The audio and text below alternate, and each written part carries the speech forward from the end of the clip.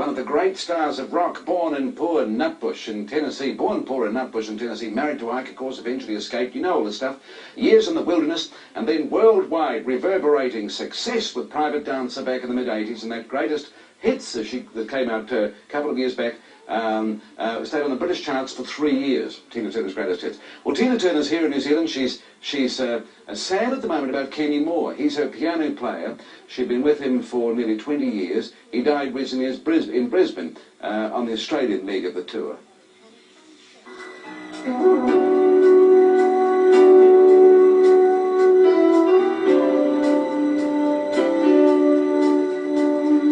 After the death of Kenny is when I really realized just how important he was to me on stage.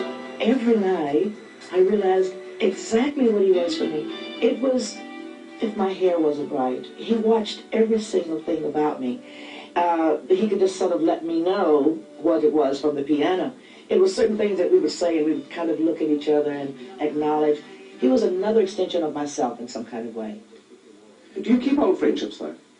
I mean, do some of your friendships go back a long time? Do you remember people who knew you or who were good to you in the times when life was a bit difficult? That's a difficult one for people to actually understand. Yes, I have old friends.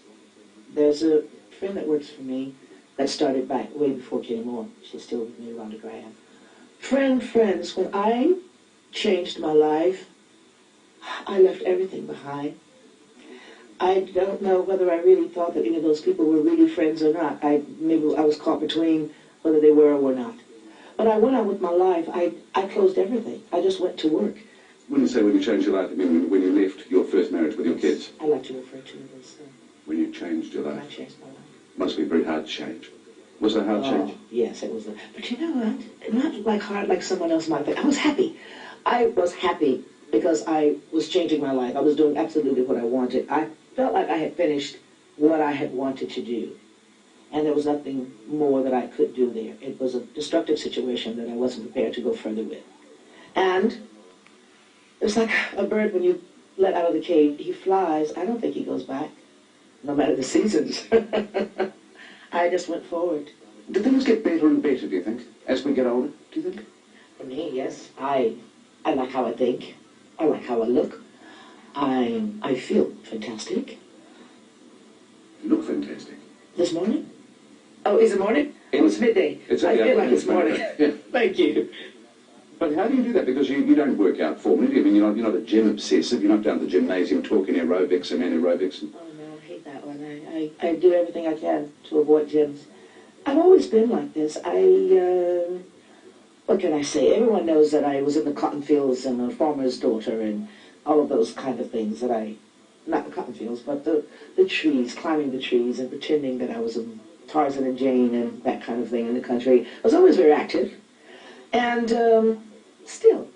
And when my work was never difficult for me because I liked the energy. You know what? It's moving. It's not standing still. I'm fortunate that my work offers me financial security, and I get to see the world as well, and I get to grow and change. I think that is what a part of youth really is. So simply continuing to love life? Yes. Continuing to change, to progress, to take on new things? Yes, and having the eye for what's good for you, the mind for making decisions. And it took you a long time to make that kind of decision for yourself, though, didn't it? Oh yes, 16 years. Well, I had made the decision. I just didn't know how to get out exactly. I needed to know. Finally, there was an expression that came: the way out is through the door. And I kept that because I thought, well, yeah, that is true. Forget everything. Just the life is more important. The freedom, the happiness, the peace of mind. Just go out through the door. Yes. Is that the advice you would give to other women who might be watching you, full of admiration for you, other women who might themselves be trapped in abusive or destructive relationships? Is that the advice? Well, that means going out through the door. Maybe you can't get out through the door. The idea is to purge yourself, to forget. Even if the children are in a safe place, you must go out and make it for them before you can make it for yourself. They do it on airplanes, they say put your mask on first before your children. And it is something psychologically right about that. You must take care of yourself before you can take care of anyone else. Did you always want, I mean, even in the dark years, say late 60s through early 70s, perhaps through to the mid 80s, I mean, did you want the fame? Did you want glory necessarily? Did you want hit record after hit record? Did you? I wanted to live nicely. I didn't think so much about hit records and fame because, as far as I was concerned, I had a bit of that. I knew what that was about.